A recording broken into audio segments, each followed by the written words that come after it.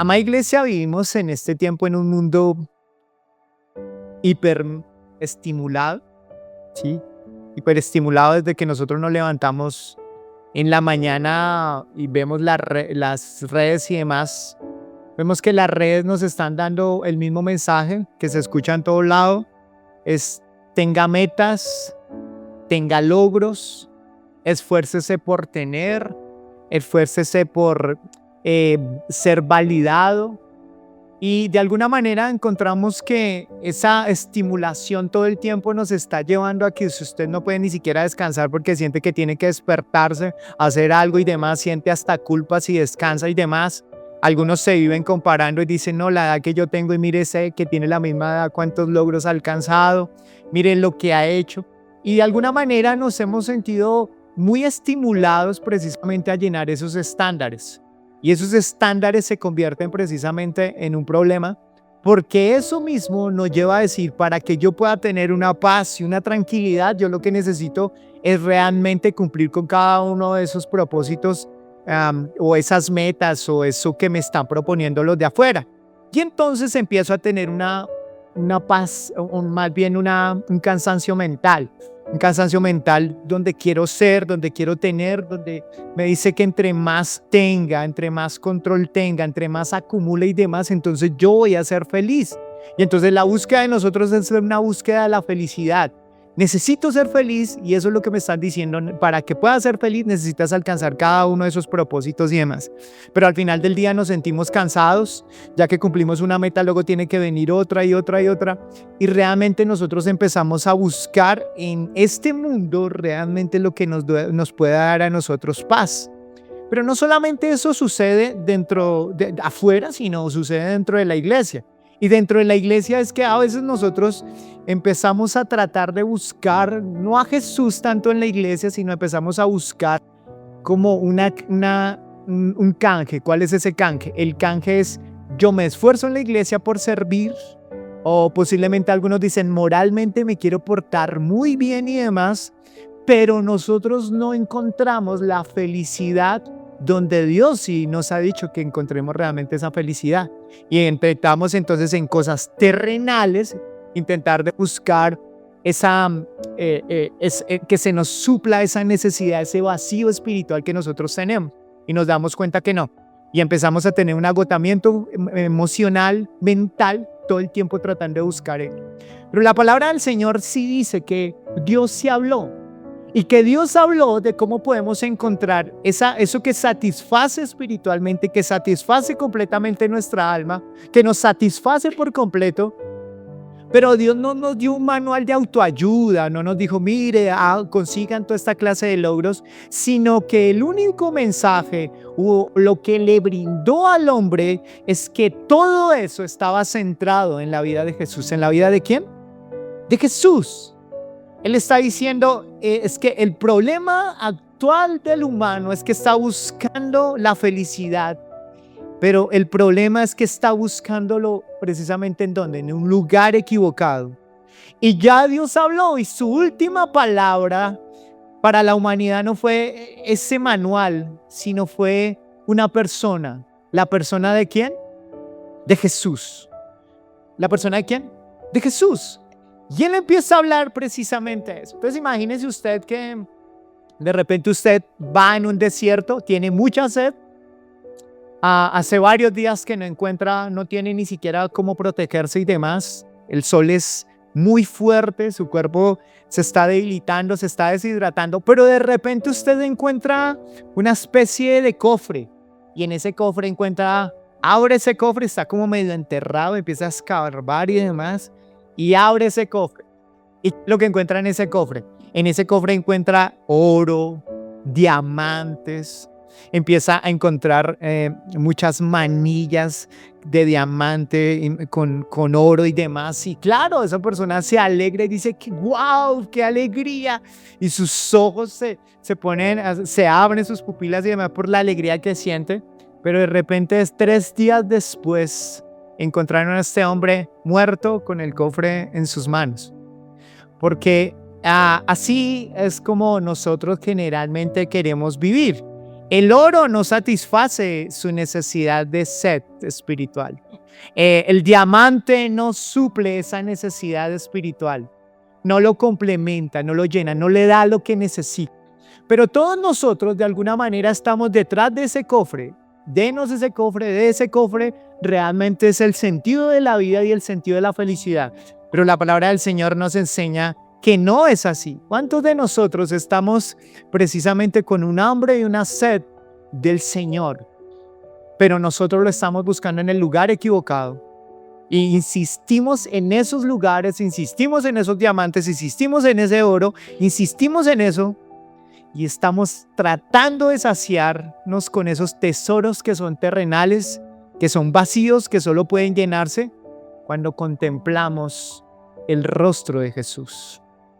Y eso es algo que vamos a intentar en esta mañana a través de su palabra, legitimar y deslegitimar algunas mentiras de por qué nosotros nos hemos alejado de la respuesta que Dios tiene para con nosotros con respecto a qué es lo que va a saciar completamente nuestra vida y cuál es la respuesta espiritual para con ello. Pero creo que todos nosotros hoy estamos viviendo abrazados a cosas que sí mismas posiblemente son buenas. ¿Cómo qué? Como el trabajo, como la familia, los proyectos personales, pero que solo que ello como tal está intentando validar de alguna manera lo espiritual. Miren lo que acabo de decir. O sea, no necesariamente es lo malo, pero a veces nuestros diamantes y el oro y la familia y demás y los proyectos personales se convierten en lo que abrazamos, pero no en lo que satisface. Y necesitamos comprender que lo único que puede saciar esa necesidad del alma es el agua de vida, que es ¿quién? Jesús. Y quiero que podamos verlo en algunos pasajes como tal. Hay un pasaje en el libro de Hebreos, que está en el capítulo 1. Y Hebreos, recuerden que Hebreos como tal es un libro que le está hablando a judíos que conocen en el Antiguo Testamento de un tal Dios, pero que les cuesta reconocer a Jesús como Dios o como la respuesta a su necesidad. Y en Hebreos capítulo 1 empieza a describirnos quién es Jesús. Y empieza a describirnos su hermosura, su belleza. Empieza a describirnos de tal manera que podamos nosotros ver la belleza y la hermosura de Jesús. Dice, Dios habiendo hablado muchas veces, de muchas maneras en otro tiempo a los padres por los profetas. Miren lo que está diciendo acá. Dios el Padre estuvo hablando por mucho tiempo a través de ¿qué? De los profetas. Cuando uno va a ver en el Antiguo Testamento, habían profetas, habían sacerdotes, habían personas que hablaban de parte de Dios. ¿Y quién les comisionó para que hablaran? Dios. Pero ahora su modus operandi va a cambiar. ¿Cómo cambia? Entonces dice acá, Dios habiendo hablado muchas veces, de muchas maneras, en otro tiempo a los padres por los profetas, en estos postreros días nos ha hablado por el Hijo. ¿Por qué nos ha hablado? Por el Hijo. Bien, yo soy como muy quisquilloso con los profetas, porque en este tiempo se habla de profetas y empiezan a revelarle el número de la cédula y ese tipo de cosas. No creo en esa clase de profecías. Creo que en eso hay mucha manipulación y creo que en eso hay mucho engaño y demás. Porque los profetas lo que declaran es la palabra de Dios. Lo que declaran son ¿la qué? La palabra de Dios. No hay revelaciones nuevas y otro tipo de cosas y demás. Lo que revelan, lo revelan de parte del Señor. Y aquí está diciendo que el máximo profeta de lo que va a suceder en los últimos tiempos y de lo que va a suceder en tu vida o en mi vida, ¿en dónde está? ¿En quién es el nuevo profeta? O no es el nuevo, sino quién es el profeta que le está diciendo, Dios, yo voy a hablar por medio de este profeta. ¿Quién es? Jesús. O sea, dígale al que está a su lado, si necesita profecía, vaya donde Jesús. Si necesita profecía, necesita volverse a Jesús. Ese es el mayor profeta como tal. Aquí Hebreo nos lo está diciendo. En la antigüedad hablamos por todos los profetas, hablamos con todos ellos, pero ahora ustedes van a hablar, o yo voy a hablar por medio de Jesús. Y miren lo que dice allí. En estos postreros días nos ha hablado por el Hijo, a que constituyó heredero de todo y por quien asimismo hizo el universo. me encantan, el cual siendo el resplandor de su gloria y la imagen misma de su sustancia, y quien sustenta todas las cosas en la palabra de su poder. Mire lo que está diciendo acá. Está diciendo que por él todo fue creado. ¿Por medio de quién? De Jesús. Y que todo el universo se sostiene por medio de quién? De Jesús. No sé si lo comprendes. Tu vida y mi vida, en los planetas, el sol, la luna, lo hemos hablado varias veces, como cuando intentamos hablar un poco de Dios y de cómo Dios todo lo tiene planeado y demás, que sabemos que si la luna estuviera un poco más lejos de la Tierra, completamente viviríamos o con mucha calor o con mucho frío y no tendríamos las estaciones que en algunos países hay y que es tan necesaria. Que si el sol se acercara un poco más, nos quemaríamos completamente, y si se nos alejara un poquito más, nos moriríamos de frío. ¿Quién hace y quién ordena que los planetas estén de tal manera y demás? Jesús. Jesús sostiene completamente todo. Y eso es impresionante porque es algo en lo cual nosotros lo hemos perdido. La palabra cuando llega y dice aquí en el versículo 3, el cual no siendo el resplandor de su gloria. ¿Quién es el resplandor de cuál gloria? No de la amiga Gloria que usted tiene. Todos tenemos una amiga Gloria. Saludos a mi amiga Gloria. Pero todos tenemos una amiga Gloria, pero no está hablando de gloria. La gloria está hablando de su belleza, de su resplandor. Y él dice que hay alguien al cual él ha determinado que muestre esa gloria, esa imagen de su sustancia. ¿Y quién es? Jesús. Cuando hablamos de imagen o de resplandor de su gloria, hay una palabra que se utiliza en el original, que es apaugasma. ¿Y qué es apaugasma? Es un término técnico que describe que los rayos del sol que nosotros recibimos vienen del sol y que la sustancia o la esencia de ese rayo refleja el sol. Amén. O sea, me está diciendo que cuando yo veo el rayo, ¿veo a quién? El sol. Y que cuando yo veo el sol, veo el rayo. No se pueden dividir. Es lo mismo con Jesús. Jesús es el resplandor de la gloria del Padre y a quien ha sido revelado. O sea, que cuando vemos a Jesús, ¿vemos a quién? A Dios el Padre. Amén. Ese es el resplandor de su gloria, su esencia y demás. Miren lo siguiente.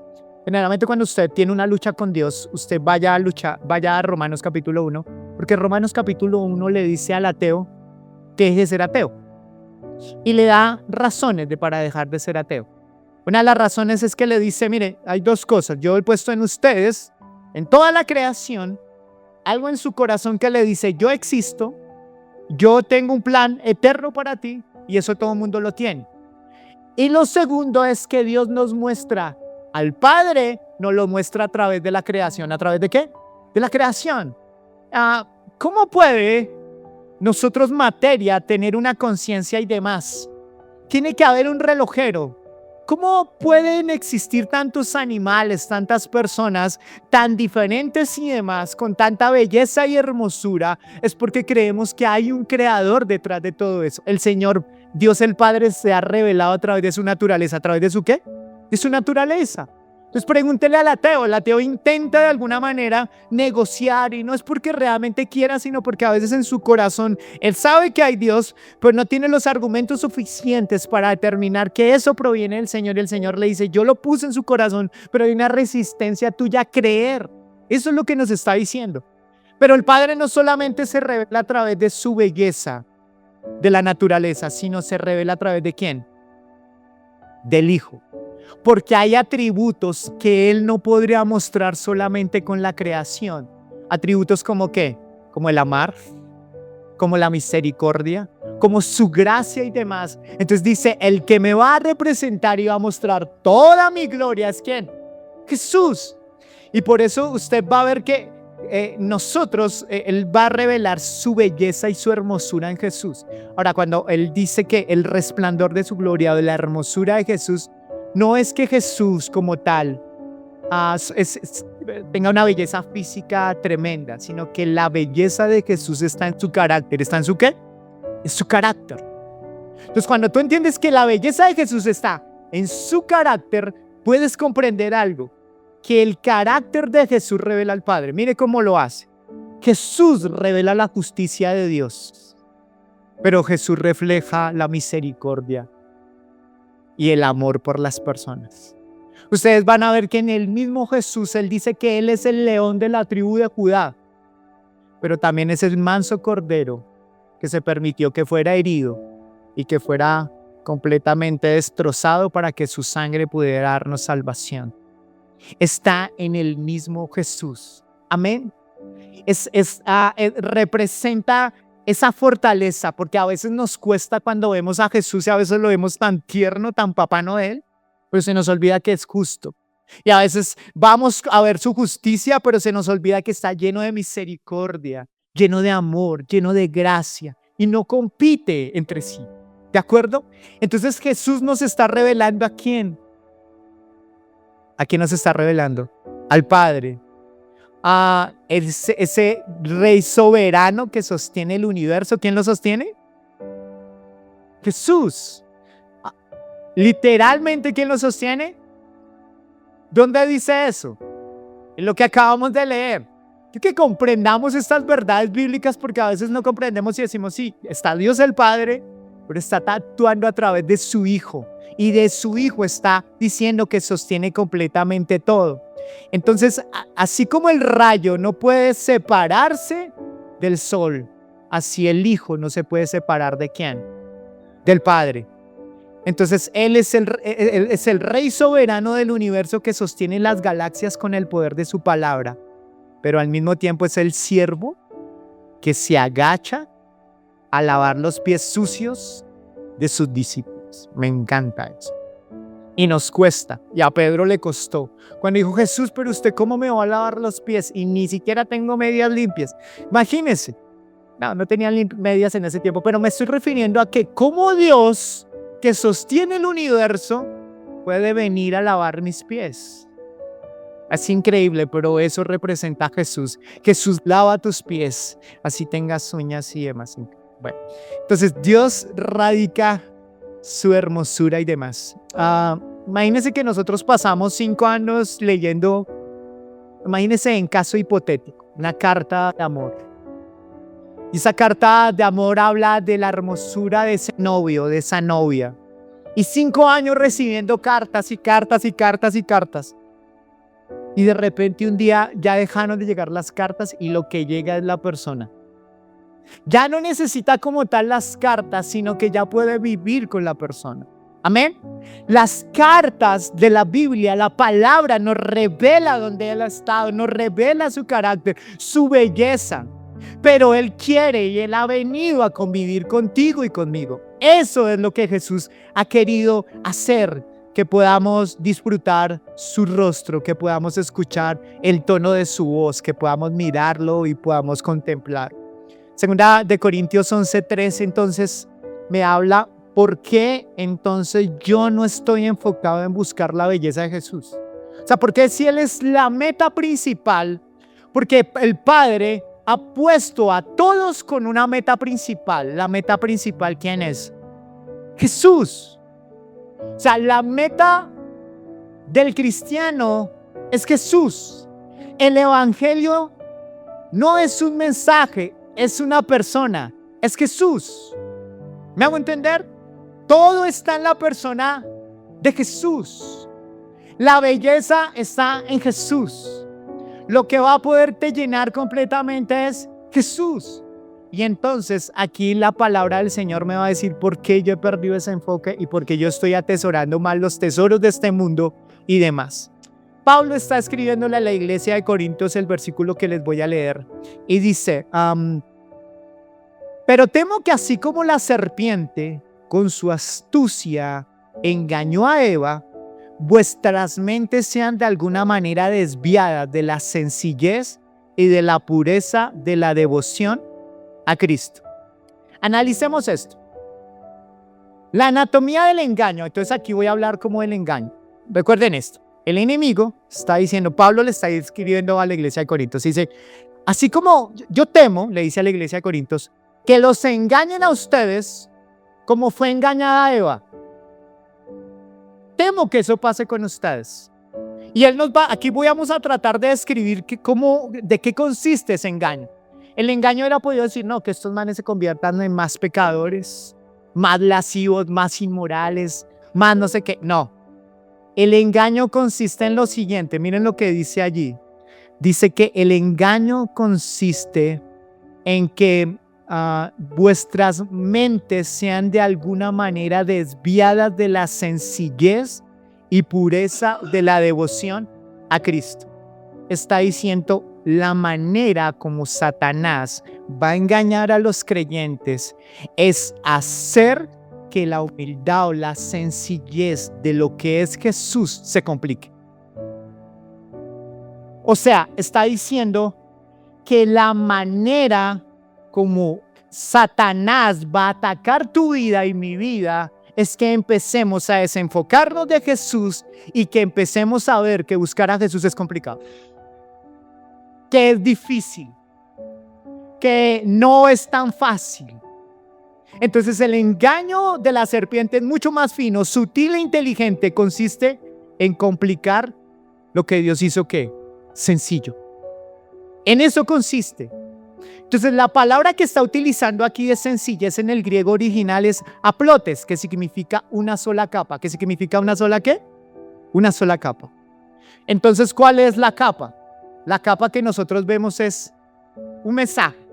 Esta es la capa. Cuando hablamos de esta capa, se está refiriendo a un mensaje. Una capa de información. Este es Jesús. Yo sé, los que hemos estudiado y demás sabemos que Jesús realmente no sabemos si fue exactamente así.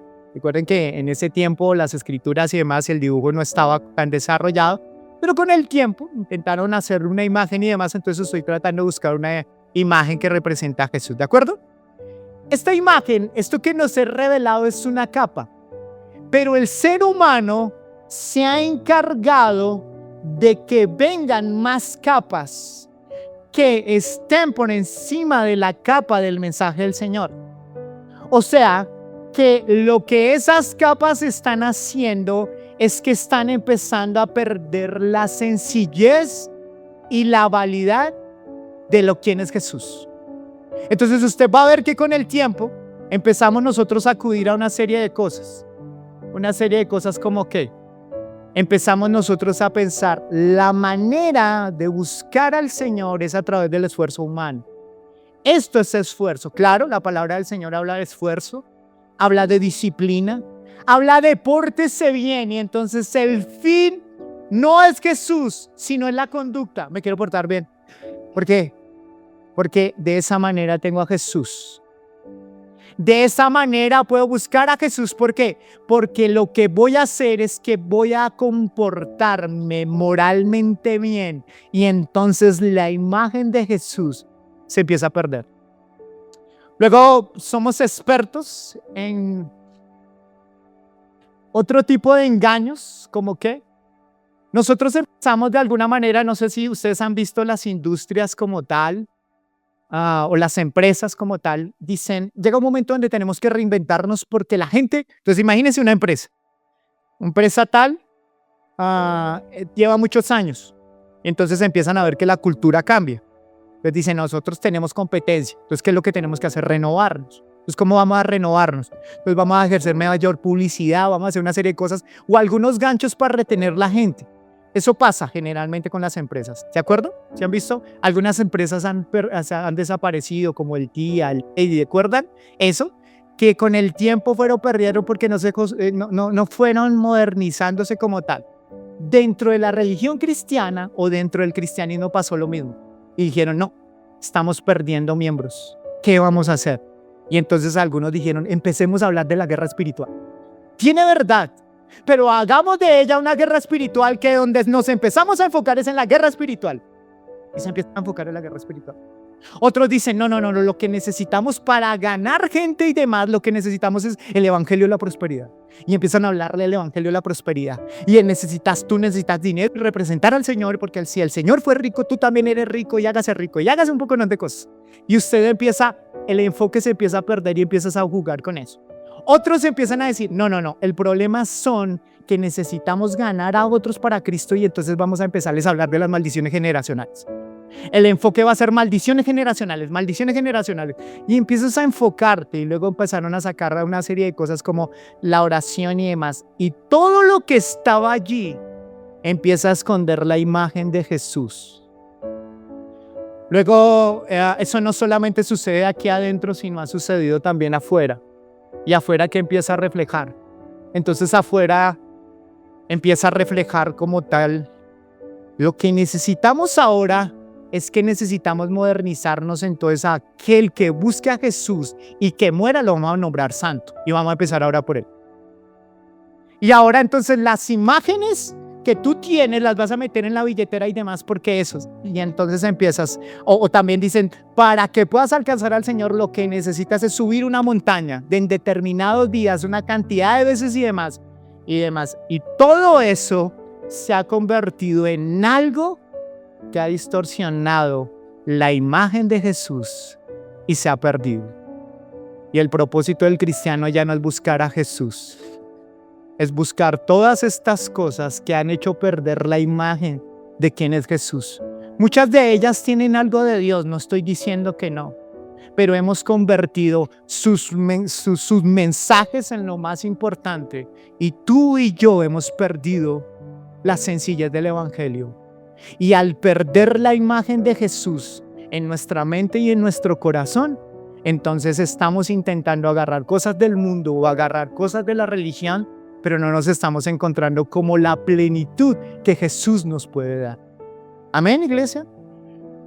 Necesitamos deconstruir, esa palabra que ahorita la utilizan mucho, deconstruir lo que religiosamente tenemos en la cabeza.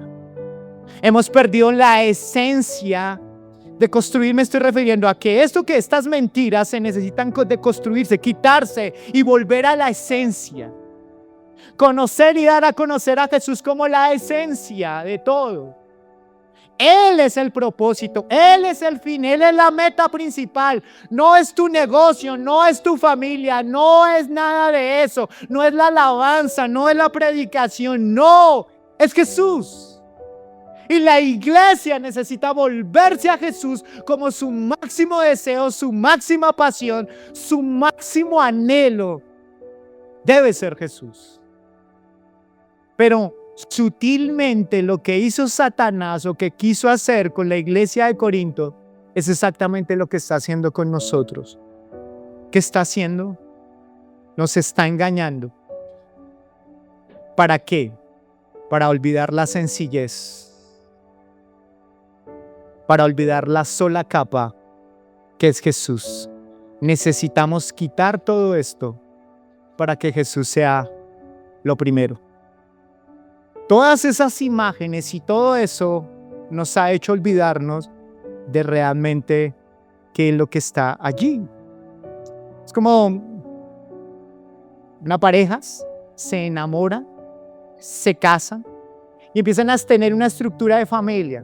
Empiezan a llenar ese lugar de electrodomésticos. Tienen reuniones familiares, reuniones con otras parejas.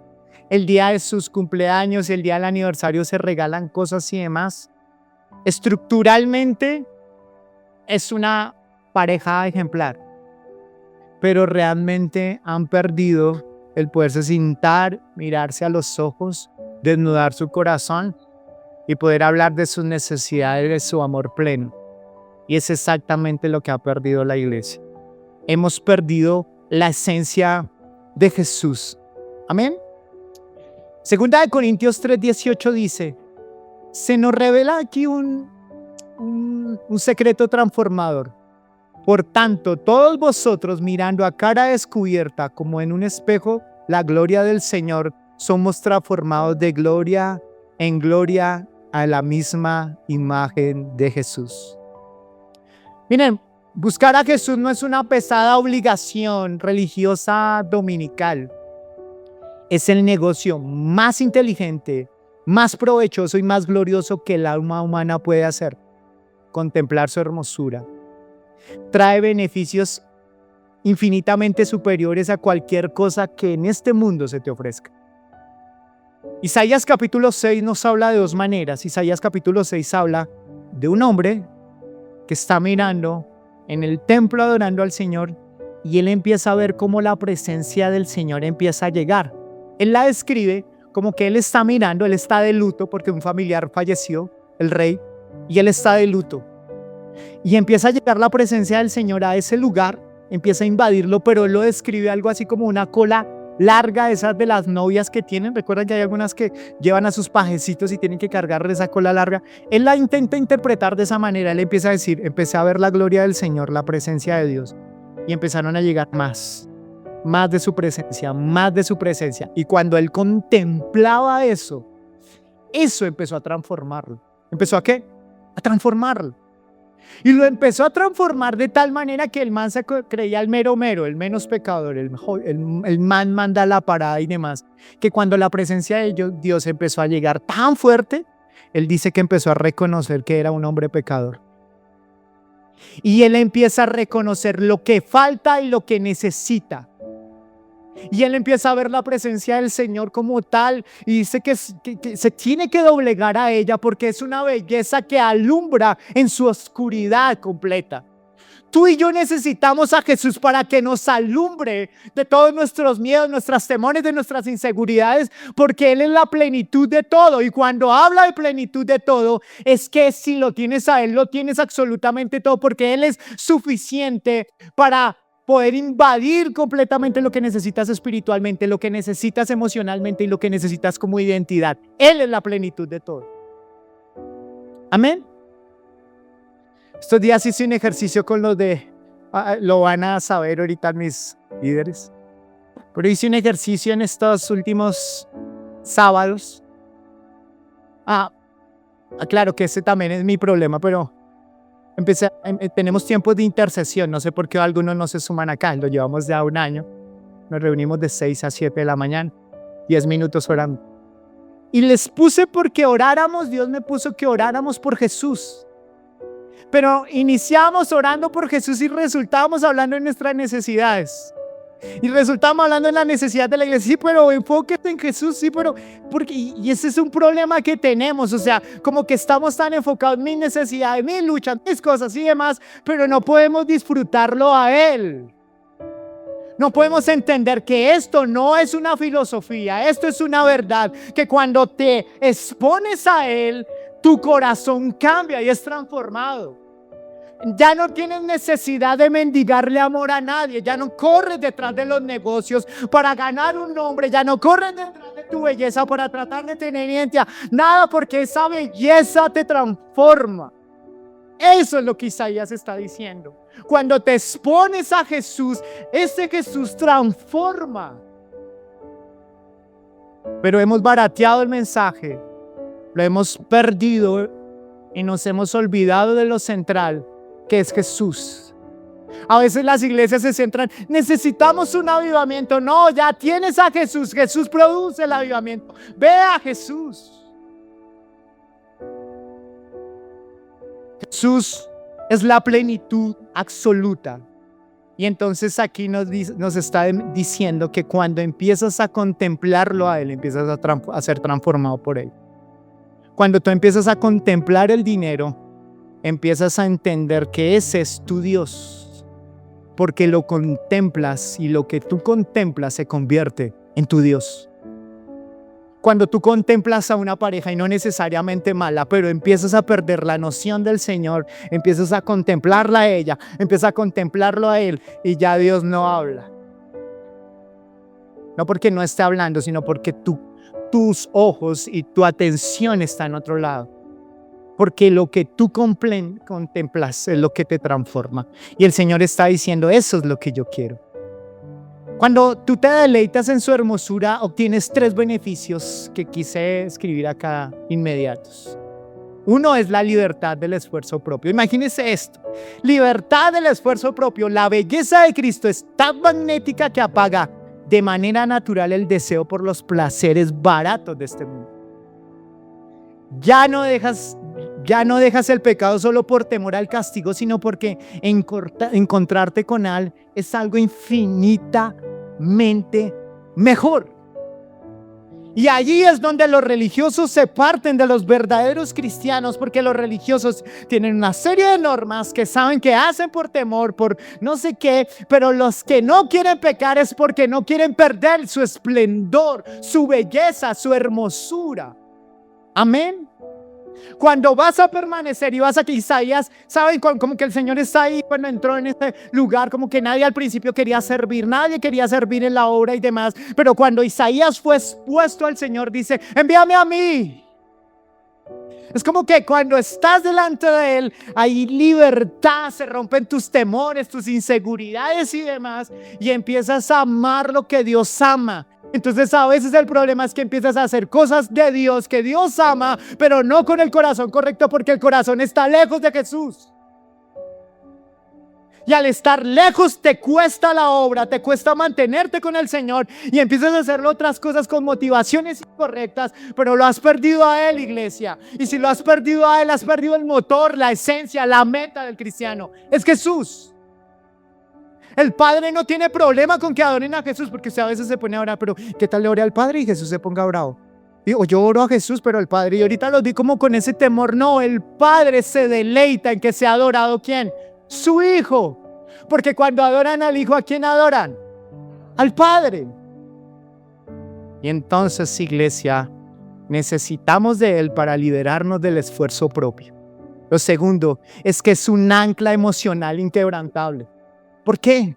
Si tu valor depende de tu juventud, de tus títulos o de la opinión de la gente, vivirás esclavo de la ansiedad. Pero si tu satisfacción está en la hermosura eterna de Cristo, las tormentas de la vida podrán sacudirte, pero jamás podrán destruirte. Amén, iglesia. Vivir todo el tiempo bajo todas las atenciones y las metas de este mundo causa ansiedad, preocupación, pensamientos que van y vienen dando vueltas y demás, que generan temor y demás. Pero cuando lo tienes a Él, tienes un ancla emocional inquebrantable. Porque nada te va a mover por más difícil que sea, porque sabes que tus negocios o que una persona no son los que te dan validación, sino es Cristo que está contigo. Y lo tercero, me encanta, es que cuando lo tienes a Él, tienes descanso real. Tú dejas de competir, dejas de demostrarle nada a nadie y descansas en su suficiencia absoluta. Porque tú dices: he hecho lo mejor, descanso en el Señor, en Él. Hay cosas que yo no controlo, pero Dios sí, y Dios se las dejo a Él, y ya no entro a competir con otros, a tener ansiedad, a compararme con otros, porque yo entiendo que Él es mi descanso real. Amén. La palabra dice, hay una historia que quiero tomar para ilustrar este punto. En la mitología se habla de Ulises, y que Ulises iba con unos guerreros como tal y tenían que pasar cerca de una isla de las islas de las sirenas. Y las sirenas empezaban a hacer cánticos. Y esos cánticos como tal, se reconocía que esos cánticos hacían que los barcos se estrellaran y se mataran todos. Entonces dijeron: necesitamos pasar por allí, ¿qué hacemos? Entonces Ulises cogió cera como tal, y se la empezó a colocar en los oídos de todos ellos. Y él lo que hizo fue que se amarró al barco. Y al amarrarse al barco, entonces dice que empezaron a cruzar por allí. Los otros no escuchaban, pero él sí escuchaba, y él quiso mover el barco con sus fuerzas e intentaba salirse de alguna manera de esos lazos que lo amarraban y demás. Y con mucha complicación, con mucho esfuerzo, finalmente pudo pasar. Pero luego cuentan que un hombre llamado Jason le llamo allí, él tenía que pasar precisamente por el mismo peligro, pero él decide tomar una decisión. Él lleva a un músico que se llama Orfeo, el músico más grande de la tierra. Cuando las sirenas empezaron a cantar su melodía hipnótica para atraer el barco hacia la muerte, Orfeo tomó su lira y empezó a tocarle. Y su lira y lo que escuchaba era más hermoso de lo que escuchaban en las sirenas, y finalmente pudieron salir en vida. Tú necesitas al Señor Jesús para que el canto de la sirena de este mundo, de sus metas, de sus logros, de sus sueños, de lo que te promete que va a satisfacerte, pero que realmente no lo es, puedas librarte de ello. Líder, discípulo de Cristo, necesitas el cántico de Jesús, necesitas a Jesús. Y no puedes seguir viviendo tu vida amarrado a comportarte bien, a hacer lo correcto, a colocarte cera en los oídos para tratar de vivir tu cristianismo.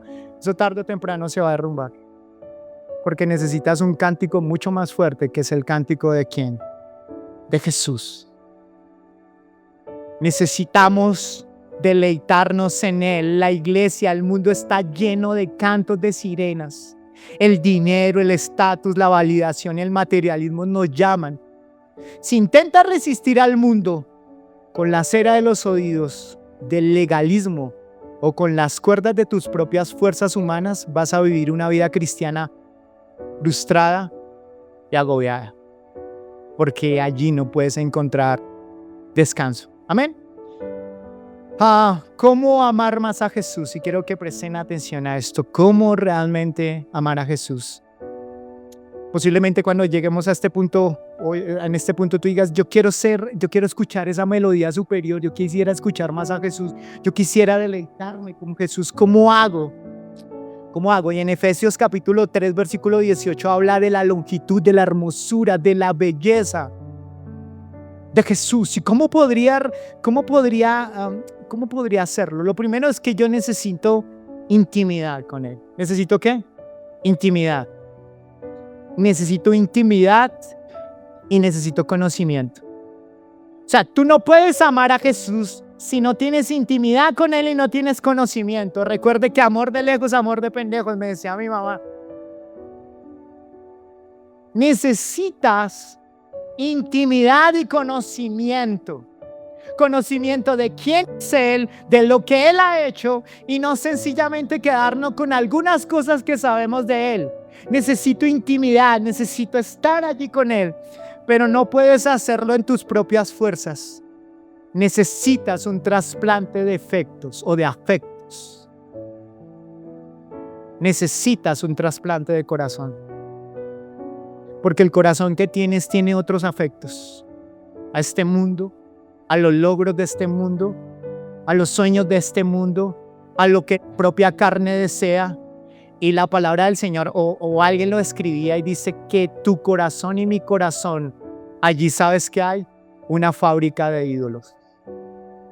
Tú y yo somos expertos en fabricar ídolos.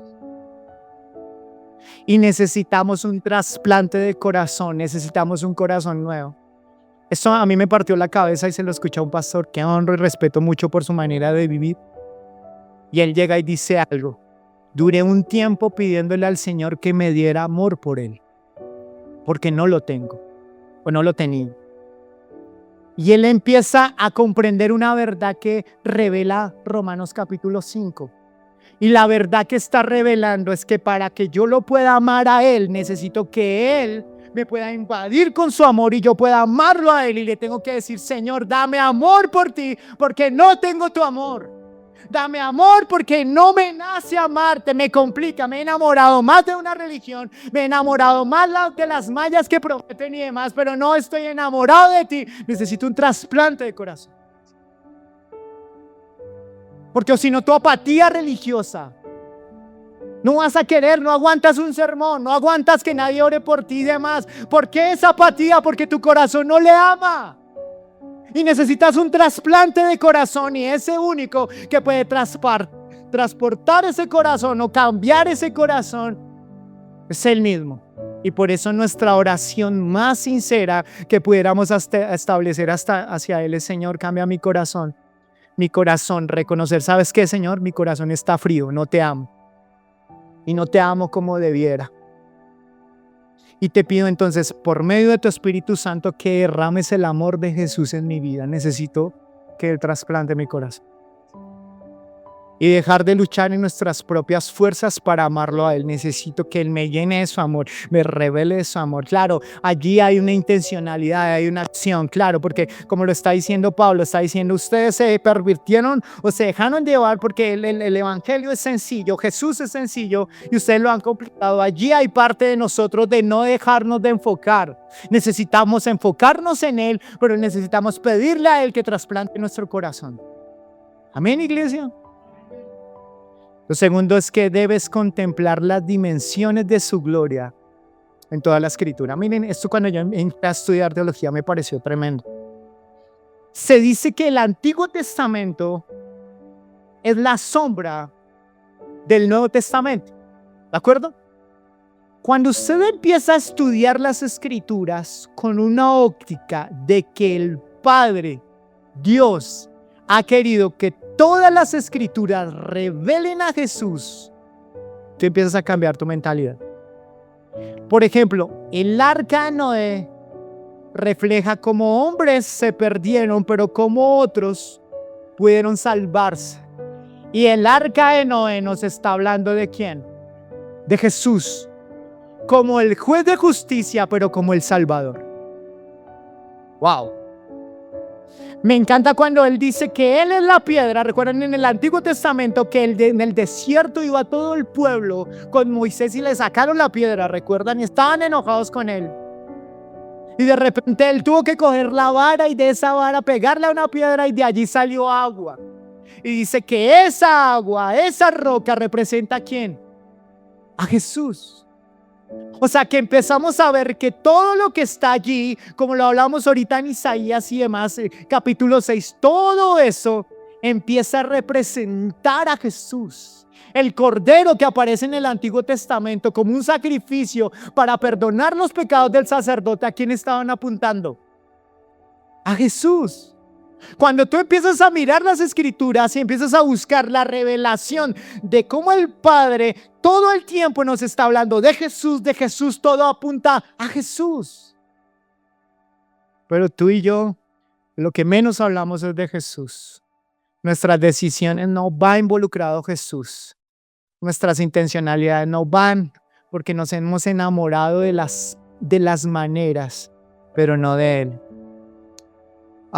Necesitamos contemplar las dimensiones de su gloria en toda la escritura. Lo tercero, debes vivir obsesionado con la cruz. ¿Recuerdan que les hablé de que es imposible amar al Señor si no hay intimidad y conocimiento? Necesitas conocimiento. El mundo asocia la gloria de Dios con las luces brillantes y lo más majestuoso como tal, pero realmente el resplandor de su gloria se puede mostrar en la cruz. ¿Por qué? Porque en la cruz se funde lo peor de nosotros y lo mejor de Dios. Porque en la cruz representa todos los escupitazos que hicimos hacia Jesús y todo nuestro pecado y toda nuestra maldad está reflejado en la cruz. Pero la misericordia, el amor, la justicia y demás está reflejado ¿en dónde? En la cruz. Y si tú quieres aumentar el amor por Jesús, debes vivir obsesionado con la cruz. Y no solamente quedarte con lo que está allí, sino que necesitas estudiarlo, mirarlo, profundizarlo, ir a entender todo lo que implica su sacrificio, todo lo que implica su amor, todo lo que implica que Él me amó primero, aun cuando yo era su enemigo. ¡Wow! ¿Cómo me puede amar alguien de esa manera? Y cuando tú encuentras la profundidad de lo que yo acabo de decir, tu vida empieza a cambiar y naturalmente empiezas a amar ¿a quién? A Jesús. Y por último voy a dar 3 pasos profundos para entrenar el alma, para amar a Jesús. 3 pasos y quiero arrancar allí con el primero. Necesitamos practicar el ayuno de ruido frente a la seducción de Babilonia. ¿Frente a la seducción de qué? De Babilonia. La palabra del Señor nos enseña que el pueblo del Señor fue tomado cautivo por Babilonia. Y Babilonia lo que hizo fue coger a los más jóvenes como tal y llevárselos a Babilonias y cambiarles las costumbres. Que comieran una comida totalmente diferente, esa comida que era dada a ídolos. Empezó a llenarles todo el tiempo, todo el espacio y demás para que dejaran de pensar en el Señor, de creer en el Señor. Entonces, cuando está hablando de Babilonia, se está refiriendo a que todo el entretenimiento sin fin, todas las notificaciones, todas las redes sociales y todos los afanes para que tu alma se sienta artificialmente llena, necesitas hacerla a un lado y necesitas callar el ruido que hay afuera.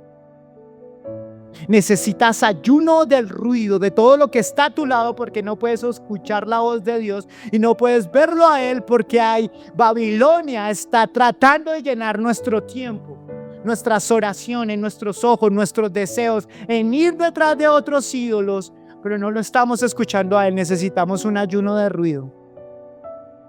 ¿Qué necesitas hacer? ¿Qué necesitas?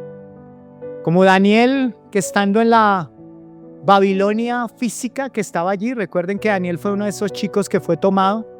Él propuso en su corazón no contaminarse con la porción de la comida del rey.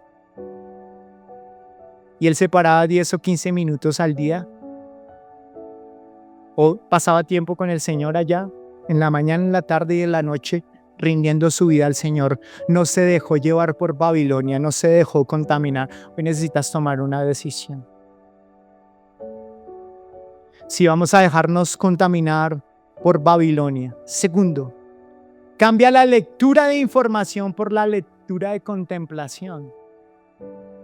Ya dejes de leer la Biblia porque te dice el pastor que tienes que hacerlo de una manera mecánica o simplemente para acumular datos teológicos y cumplir con un plan y demás. Comienza a leer los evangelios y me encanta eso. Comienza a leer los evangelios con los ojos de un pintor. ¿Han visto los pintores? Son completamente detallados y empiezan a ver cada una de las cosas de los cuadros. No sé si a usted le ha pasado, a mí me ha pasado, eso estuvo de moda hace un tiempo atrás. ¿Recuerdan esos cuadros tridimensionales? Que usted los veía y usted no veía nada y usted, ¿qué es esa vaina? Y usted se quedaba mirando un puntico y ¡wow! Le revelaba todo. Ese debería ser el mismo interés cuando vamos a los evangelios que nos revelan a Jesús. Y podríamos verlo como un pintor que es completamente detallado en cada uno de los trazos, en cada una de las pinturas, de los pedazos que hay allí. Y allí empieza a ver la hermosura de Jesús. Entonces debemos leer los evangelios con ojos de pintor. Tomar esos pasajes cortos y hacerte preguntas como: ¿cómo miró Jesús a esta persona? ¿Qué revela este milagro? ¿Cómo lo hace?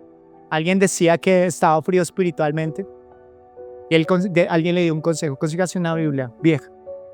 No una vieja, sino una Biblia viejita. Empieza a leerlo desde Génesis y empiece con color a detallar todas las emociones de Dios el Padre y de Jesús. Y empieza a subrayarlos y empieza a ver y dice: eso hizo que mi corazón se encendiera cuando empecé a ver el deseo del Padre revelar al Hijo, pero también como el Padre me ama y como el Hijo me ama y como está preocupado de mí. Dice: wow, eso hizo que mi corazón empezara a encenderse. Porque las Escrituras revelan su belleza, su hermosura, y eso es algo que tú y yo no podemos obviar. Necesitamos hacer eso. Lo tercero es el examen del espejo. Necesitamos identificar los ídolos del corazón. Posiblemente no son malos, pero posiblemente has hecho de tu familia un ídolo. Has hecho de tus negocios un ídolo. Has hecho de tu identidad un ídolo. Has hecho de lo que otros piensen un ídolo. Has hecho de tu estudio un ídolo, porque piensas que todo eso te da significado, identidad, propósito y sueños. Y el Señor dice: necesitas hacer un espejo o mirarte en el espejo y mirar qué ídolos hay en tu vida.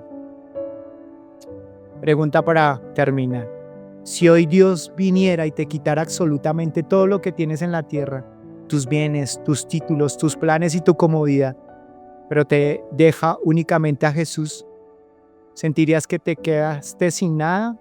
¿O entenderías en el fondo de tu alma que lo sigues teniendo todo?